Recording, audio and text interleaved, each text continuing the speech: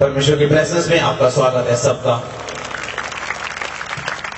परमेश्वर आपकी स्टोरी को चेंज करे 2014 में यीशु मसीह के नाम में। आप विश्वास करते हैं? जो विश्वास करता है बोले आमीन। जिस तरह दाऊद की स्टोरी चेंज हुई, आपकी चेंज हो यीशु मसीह के नाम में। आमीन। आपकी स्टोरी चेंज है यीशु मसीह के नाम में, ये बात मैं दिल से जानता हूं। आमीन। अगर परमेश्वर हन्ना की स्टोरी को चेंज कर सकता है, वो आपकी स्टोरी को भी चेंज कर सकता है। अगर परमेश्वर दाऊद की स्टोरी को बदल सकता है, वो आपकी स्टोरी को भी बदल सकता है। चाहे आपको कोई ना जानता हो, जल्दी पूरी दुनिया आपको जान जाएगी यीशु मसीह के नाम में। नीति वचन 22 उसकी 4 आयत में लिखा हुआ है, नम्रता और यहोवा के भय मानने का फल धन, महिमा और जीवन होता है। अपने पड़ोसी को बोलो नम्र बन और यहोवा का भय मान, क्योंकि नम्रता और यहोवा का भय मानने से 3 चीजें तेरी जिंदगी में आएंगी। धन, वो धन जो प्रभु की ओर से, महिमा, वो इज्जत, वो आदर जो परमेश्वर देता है। जब वो देता है कोई छीन नहीं सकता। आमीन। और जीवन, वो जीवन जो परमेश्वर की ओर से है, जिसमें दुख नहीं और निराशा नहीं, यीशु मसीह के नाम में। आमीन। परमेश्वर की तारीफ करो सब जन। परमेश्वर का वचन आपकी जिंदगी को बदलने की ताकत को रखता है। देखा, मनुष्य, उससे पहले मैं यही लाइन को बार बार दोहराऊंगा, यहोवा के भय मानने से, नम्रता रखने से, देखा, धन, महिमा और जीवन, ये तीनों चीजें तुम्हारी जिंदगी का हिस्सा होंगी। जब दाऊद परमेश्वर के संदूक को लेके आ रहा था, बाइबल में लिखा हुआ है, वो परमेश्वर के संदूक के सामने नाच रहा था, जबकि वो बहुत बड़ा राजा था। उसकी पत्नी ने उसको एक बात बोली, तू क्या लड़कियों की तरह संदूक के सामने नाच रहा था? जब तू नाच रहा था तेरा तन दिख रहा था और तू एक निकम्मा मनुष्य जान पड़ रहा था। दाऊद ने कहा, मेरे परमेश्वर यहोवा ने मुझे तेरे पिता का घराना दिया, मुझे ऊंचा किया, मुझे ब्लेस किया, मैं उसके सामने और नीचा बनूंगा ताकि मेरा परमेश्वर मुझे और ऊंचा कर सके। आमीन। देखा, परमेश्वर के भय मानने का फल धन, महिमा और जीवन होते हैं। जब परमेश्वर ने दाऊद को महिमा दी, जब दाऊद को सरप्राइज दिया, तो दाऊद ये नहीं जानता कि वो राजा बनेगा। जब वो भेड़ों और बकरी को चराता था, वो नहीं जानता कि एक दिन उसे आवाज आएगी, एक दिन एक संदेशा आएगा, एक दिन एक प्रॉफिट आएगा सैमुअल, और उसे बताएगा कि तू आने वाले दिनों का राजा है। आपकी स्टोरी चेंज हो यीशु मसीह के नाम में। आपको परमेश्वर की बुलाहट आई यीशु मसीह के नाम में। जो परमेश्वर आपके साथ करे, आपको घमंड हो सदा के लिए यीशु मसीह के नाम में।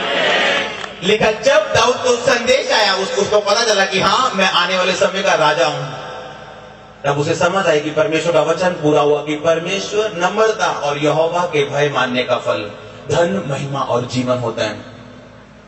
मेरे आत्मिक पिता ने मुझे एक बात समझाई थी कि लोग तेरी ग्लोरी को देखेंगे, तेरी स्टोरी को कभी नहीं देखेंगे। वो तेरी महिमा को देखेंगे, तेरी कहानी को कभी नहीं सुनेंगे।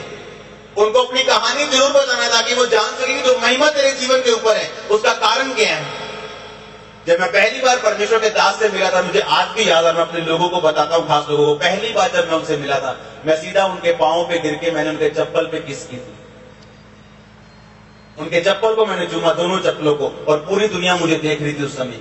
और मैं ये बात जानता था कि नम्रता और यहोवा के भय मानने का फल धन, महिमा और जीवन होता है। आमीन। आपकी स्टोरी चेंज हो यीशु मसीह के नाम में। अगर आप समझ जाए कि परमेश्वर के वचन में लिखा क्या हुआ है, और अगर आप उसे अपनी जिंदगी का अटूट हिस्सा बनाए, लोग पढ़ते तो हैं लेकिन समझते नहीं, अगर समझ जाए तो उसे मानते नहीं, क्योंकि उनकी मैं, उनका घमंड उनके आगे रहता है हमेशा। लेकिन यहोवा के भय मानने का फल धन, महिमा और जीवन होता है। आज मेरे पास सब कुछ है क्योंकि मैंने परमेश्वर के सामने नम्रता रखी और उसके भय को अपनी जिंदगी में संभाल के रखा। लोग हमारी ग्लोरी को देखते हैं, यानी महिमा को देखते हैं, हमारी स्टोरी को कभी नहीं। हमारी स्टोरी ये, जब हम झुकते हैं तब हम बढ़ते हैं। जब हम परमेश्वर के सामने अपने आप को दीन करते हैं, तब परमेश्वर का आत्मा हमें बढ़ाता है। बाइबल में लिखा है, परमेश्वर के बलवंत हाथ के नीचे दीनता से रहे ताकि उचित समय पे वो तुझे बढ़ाए, और जब वो तुम्हें बढ़ाएगा कोई तुम्हें नीचा नहीं कर पाएगा। हालेलुया। एक टाइम था जब एस्तर को संदेश आया, एक टाइम था जब सुलेमान को संदेश आया, एक टाइम था जब दाऊद को संदेश आया, एक टाइम आपका भी आने वाला यीशु मसीह के सामर्थी नाम में। नम्रता और यहोवा के भय मानने का फल धन, महिमा और जीवन। जो इंसान ढूंढते हैं, बाइबल में लिखा, वो नम्रता और यहोवा के भय मानने से आपकी जिंदगी में आती है। आज इसके इंसान पीछे हैं, धन के पीछे, महिमा के पीछे, नेम के पीछे, फेम के पीछे, लिखा वो यहोवा का भय मानने से और उसका डर रखने से आपकी जिंदगी में एंट्री करती है। जब परमेश्वर ऊंचा करे कोई आपको नीचा नहीं कर पाएगा। फिर अगर वो आदर परमेश्वर की ओर से है, आपको कोई भी नीचा नहीं कर पाएगा, बल्कि आपके अपने पाप आपको नीचा कर पाएंगे। आप खुद, आपका शरीर आपको नीचा कर पाएगा। कितनों को समझ आ रही मेरी बातें? आज का वचन आपकी जिंदगी को सदा के लिए बदल दे यीशु मसीह के नाम में। हालेलुया। एज़रा की पुस्तक को पढ़ते हैं हम। मैं जानता हूं आप बहुत कम पढ़ते हैं इसे। एज़रा की पुस्तक को निकालो,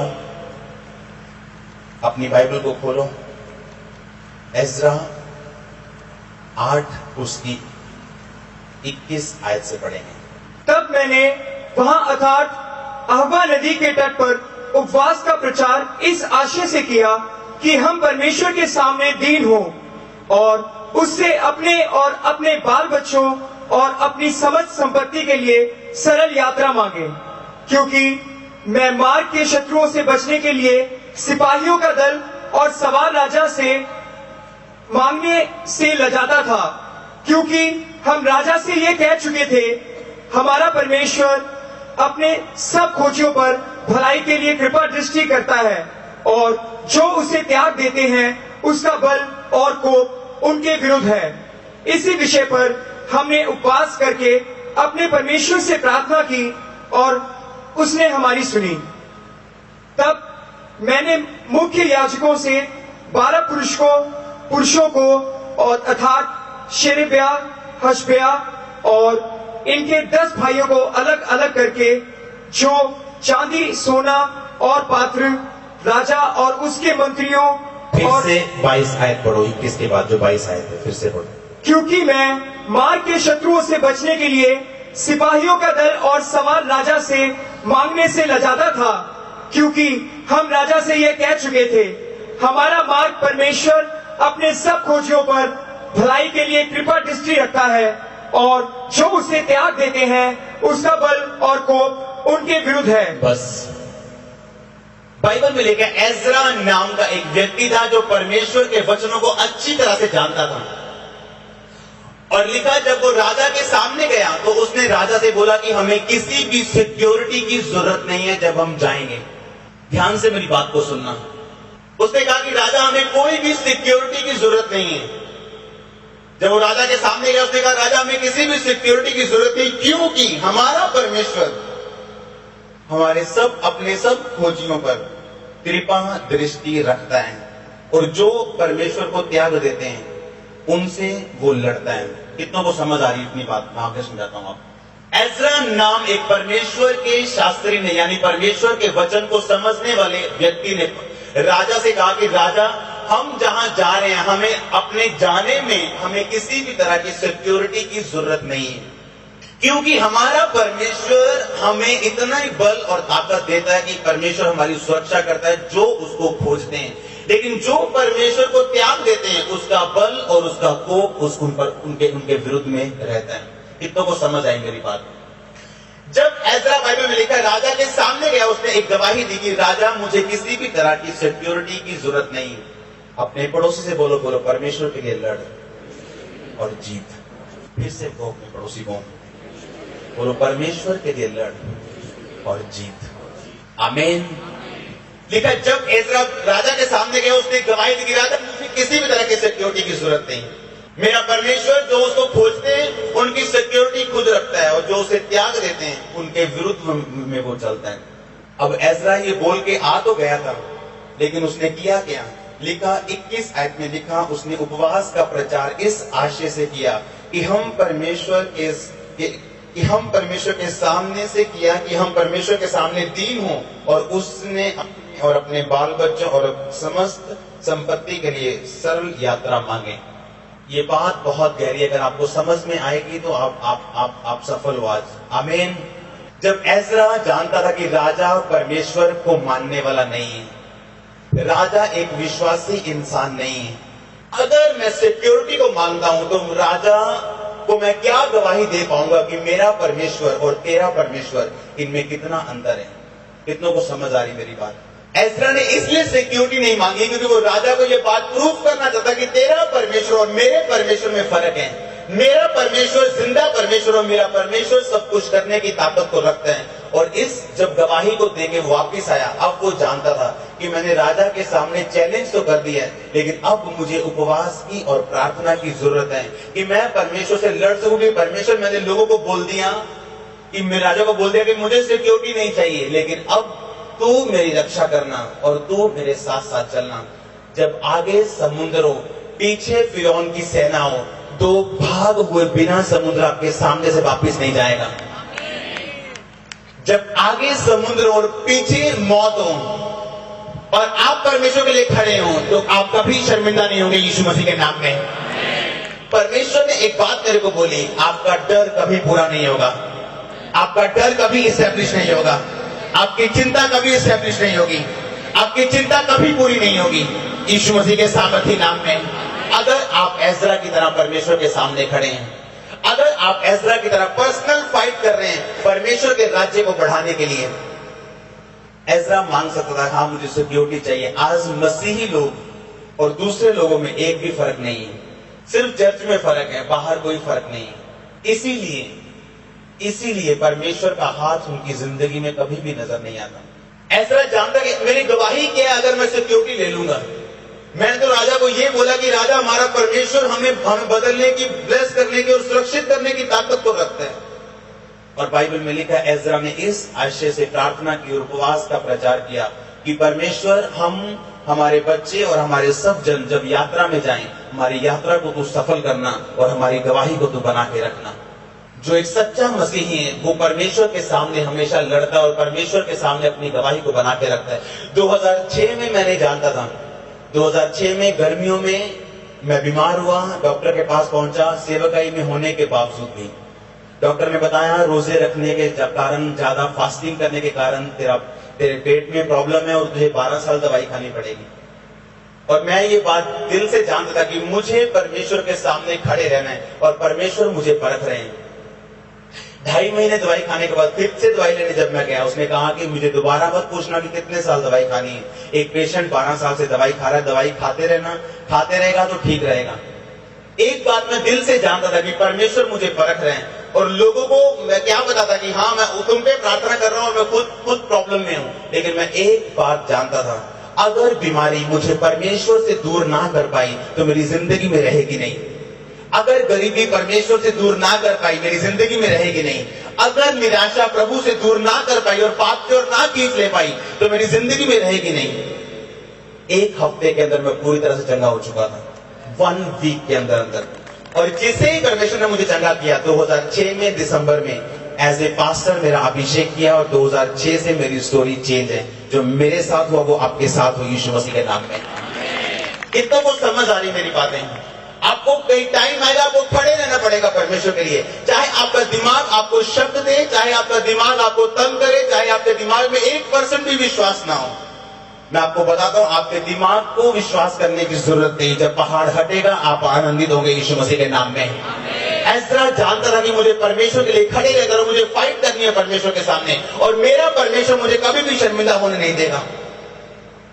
दाऊद जानता है कि मुझे खड़े रहना परमेश्वर के सामने। परमेश्वर ने मुझे राजा होने के लिए अभिषेक किया है, लेकिन एकदम से उसका वायदा पूरा नहीं होगा। मुझे लड़ना है, मुझे प्रार्थना में रहना है। बाइबल में लिखा लड़ और जीत, विश्वास की अच्छी कुश्ती को लड़। तो तिमुथियुस को बोला पौलुस ने कि विश्वास की अच्छी कुश्ती को लड़। जो भविष्यवाणियां तेरे विषय में की गई उनके अनुसार अच्छी लड़ाई को लड़।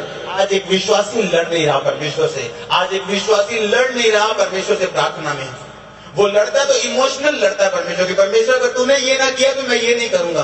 परमेश्वर को कुछ नहीं चाहिए आपसे, वो लालची नहीं है। उसे आपकी गवाही नहीं चाहिए, उसे आपका पैसा नहीं चाहिए, उसे आपका कुछ भी नहीं चाहिए। जब हम बोलते हैं अपने लिए बोलते हैं कि हमने काटना है, हम गवाही देते हैं अपने लिए देते हैं कि हाँ परमेश्वर की गवाही देने से हम खुद आशीषित होते हैं। हम परमेश्वर को बना नहीं सकते, परमेश्वर हमको बनाते हैं जब हम उसके राज्य के लिए काम करते हैं। आमीन। कितने लोग ऐसे जो परमेश्वर के लिए खड़े हैं बहुत कम।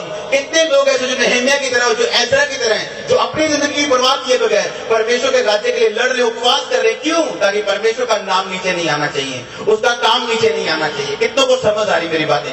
कौन सा ऐसा विश्वासी आपके बीच में जिसका सेंटर जीसस क्राइस्ट है, जिसके जीने का मकसद यीशु मसीह है? अगर आपके जीने का मकसद यीशु मसीह है, आपके 100% दुश्मन शर्मिंदा होंगे यीशु मसीह के नाम में। मैं आपको सच में कह रहा हूं, अगर आपका सेंटर परमेश्वर है, एजरा का सेंटर परमेश्वर था, उसके जीने का मकसद परमेश्वर था, रोजे रखने का मकसद परमेश्वर था, प्रार्थना करने का मकसद परमेश्वर था, लड़ने का मकसद परमेश्वर था, नेहमिया का नौकरी छोड़ने का मकसद परमेश्वर था, सब कुछ करने का मकसद परमेश्वर था। यीशु मसीह ने कहा, हे पिता, मैं तेरा धन्यवाद करता हूं, तो सदा मेरी सुनता है। क्यों? उनका सेंटर परमेश्वर था, काम था परमेश्वर का, यीशु मसीह के दिल और दिमाग पे जो सदा छाया रहता था। आज लोग उपवास करते हैं अपनी बीमारी से चंगा होने के लिए, आज लोग रोजा रखते हैं अपनी बीमारी चंगा होने के लिए, प्रार्थना करते हैं अपने आप को ब्लेस करने के लिए। जब आप दूसरों को ब्लेस करेंगे, जिस नल से पानी निकलता है वो नल सूखा नहीं रहता, आप भी सूखे नहीं रहेंगे। आमीन। अगर आपके बीच से आशीष निकली, आप आशीष से खाली कैसे रह सकते हैं? आपके बीच से अगर मिरेकल निकला, चमत्कार निकला, आप चमत्कार से खाली कैसे रहेंगे? आपको परमेश्वर ऐसा ही बनाए आज यीशु मसीह के नाम में। आपका सेंटर परमेश्वर होना चाहिए जिंदगी का। मेरे धर्म और राज्य की खोज कर दुनिया के सब चीजें तुझे तेरे पीछे पड़ के मिलेंगी, ये वायदा आपके साथ पूरा होगा जब आप फैसला कर लेंगे अपनी जिंदगी का सेंटर परमेश्वर को बनाने का। जिनकी जिंदगी का सेंटर जीसस क्राइस्ट है, वो अपनी बीमारी के विषय में चिंता नहीं करता, वो अपनी बरकत के विषय में कभी चिंता नहीं करता। वो चिंता करता तो उसके राज्य के लिए, सिर्फ वो फाइट करता तो परमेश्वर के किंगडम के लिए। वो कंप्लेंट नहीं करता, वो प्रार्थना करते हैं। आमीन। शद्रक, मेशक, अबेदनगो, उन्होंने कहा, राजा, इस मूर्ति के आगे मैं दंडवत नहीं करने वाला हूं। मेरा परमेश्वर मुझे छुड़ाए तो भी ठीक है, अगर वो ना छुड़ाए तो भी ठीक है, लेकिन मैं परमेश्वर के वचन के साथ कोई प्रॉब्लम, कोई गलत काम नहीं करने वाला हूं। शैतान के साथ कोई कॉम्प्रोमाइज करने वाला नहीं हूं। एक विश्वासी का दिमाग ऐसा होना चाहिए कि तू ब्लेस कर या ना कर, तू मेरा परमेश्वर है। आमीन। आशीषित कर या ना कर, तू मेरा परमेश्वर है। समुद्र मेरे सामने दो भाग कर या ना कर, तू मेरा परमेश्वर है। देखना अपनी आंखों से खुली और बंद समुद्र दो भाग होगा यीशु मसीह के नाम में। मैं आपको कह रहा हूं, परमेश्वर आपको शर्मिंदा नहीं होने देंगे, वो आपको छोड़ेंगे नहीं, वो आपको त्यागेंगे नहीं। लेकिन परमेश्वर का वचन, उसका फायदा उन लोगों के साथ है जो उसके वचन को सीरियसली लेते हैं। ऑन टाइम परमेश्वर फिर आपको सीरियसली लेंगे, ना बिफोर ना आफ्टर, ना पहले ना बाद में। ऑन टाइम परमेश्वर आपकी हर जरूरत का इंतजाम करते जाएंगे। आपकी हर जरूरत को अपने स्वर्ग के भंडार से वो पूरा करेंगे।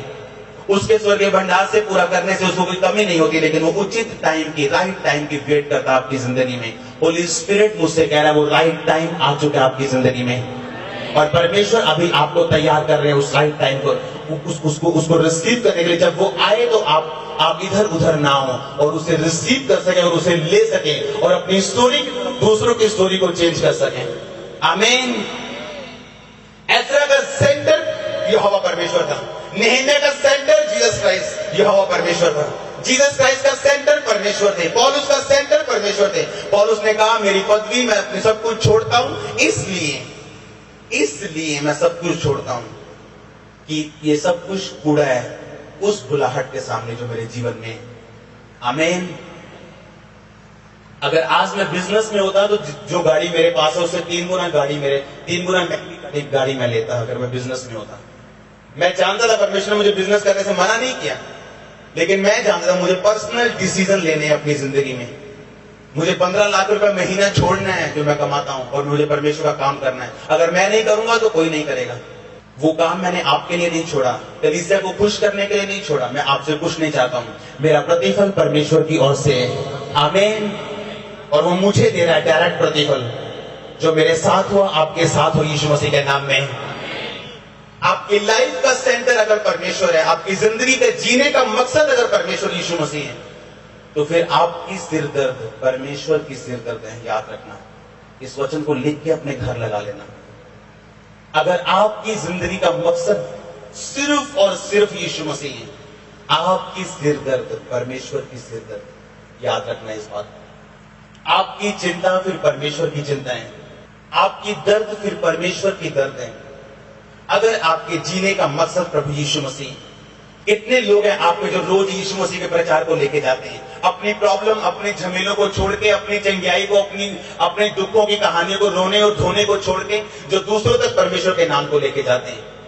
इसीलिए आज आप मेरी ग्लोरी को देखते हैं, स्टोरी को कभी नहीं। मैंने उन दिनों में परमेश्वर का काम किया है जब मेरी जिंदगी किसी काम में नहीं थी, जब मेरी जिंदगी परमेश्वर, ऐसा लगता है परमेश्वर मेरी नहीं सुनता, लगता है सारी दुनिया की सुनता है, बस मेरी छोड़ के। God's time is the best time. Amen. His plans are best plan. Amen. Wait करनी परमेश्वर की हुजूरी में, धीरज आत्मा का एक फल है, पवित्र आत्मा के 9 फल है और धीरज उसका एक फल है। धीरज यानी धीरज बना के रखना, धीरज यानी परमेश्वर की वेट करनी। लिखा जो यहोवा की बाट जोते हैं वो नया बल प्राप्त करते जाएंगे, वो चलेंगे, थकेंगे नहीं, दौड़ेंगे और श्रमित ना होंगे। वो उनके लिए बोला गया है जो उसकी बाट को जोते हैं, जिनको ये पता है अब्राहम की तरह कि मेरा परमेश्वर चाहे मुझे संतान दे या ना दे, मेरा एक घर जो स्वर्ग में बन रहा है, मेरा एक घर जो स्वर्गीय है, जो मेरा असली घर है, मैं वहां पे जाने वाला हूं। अगर यहां कुछ नहीं होता, नो प्रॉब्लम, मेरा ध्यान मेरे स्वर्गीय घर पे रहेगा।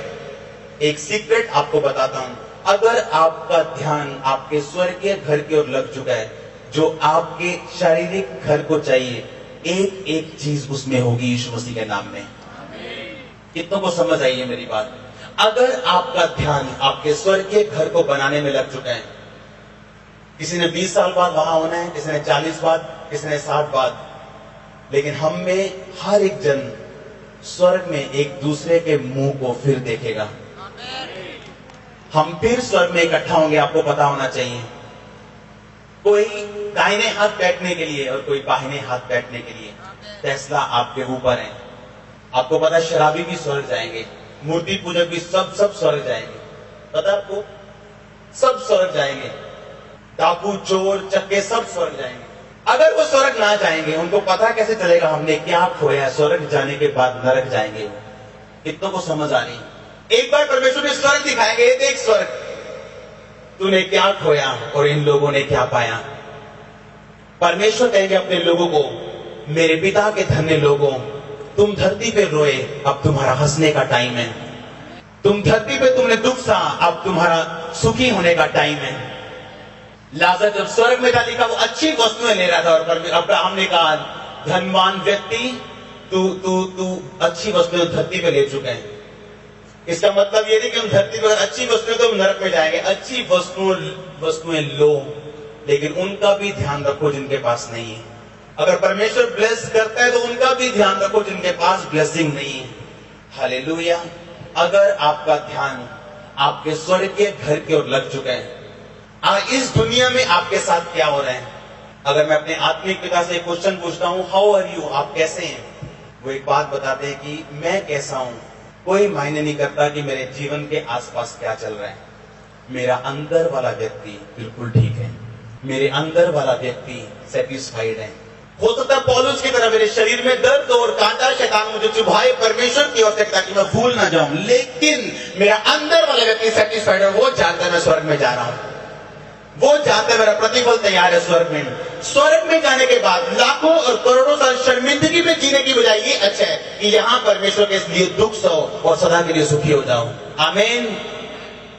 वहां शर्मिंदगी सहने इसकी बजाय ये अच्छा है कि यहाँ परमेश्वर के लिए आंसू बहाओ। धन्य वो जो शोक करते हैं क्योंकि वो शांति को पाएंगे।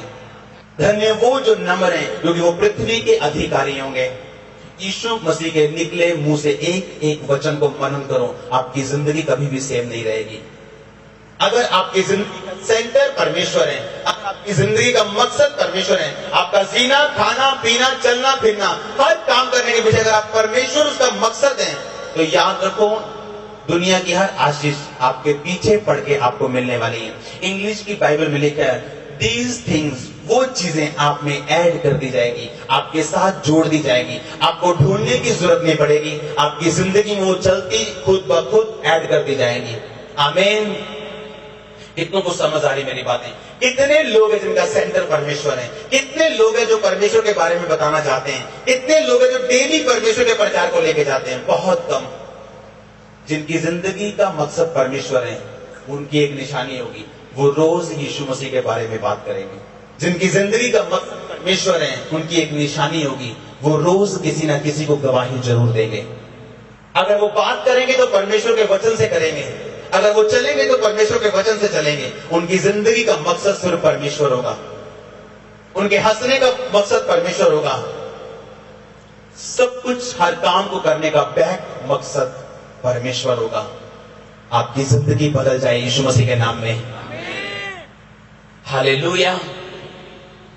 अगर आपका सेंटर परमेश्वर है आज से, और अगर आपका ध्यान स्वर्गीय घर की ओर लग चुका है जिस तरह अब्राहम का लग चुका था, तो आपके शारीरिक घर में दुनिया की हर वस्तु आपके कदमों में होगी यीशु मसीह के नाम में। हालेलुया। जिनका सेंटर परमेश्वर, उनको अपनी चंगाई की चिंता नहीं है, उन्हें दूसरों की चंगाई की चिंता है। जिनका सेंटर परमेश्वर, जिनका मकसद परमेश्वर बन चुके हैं, वो अपनी गवाही को मेंटेन करके और बना के रखते हैं हमेशा के लिए।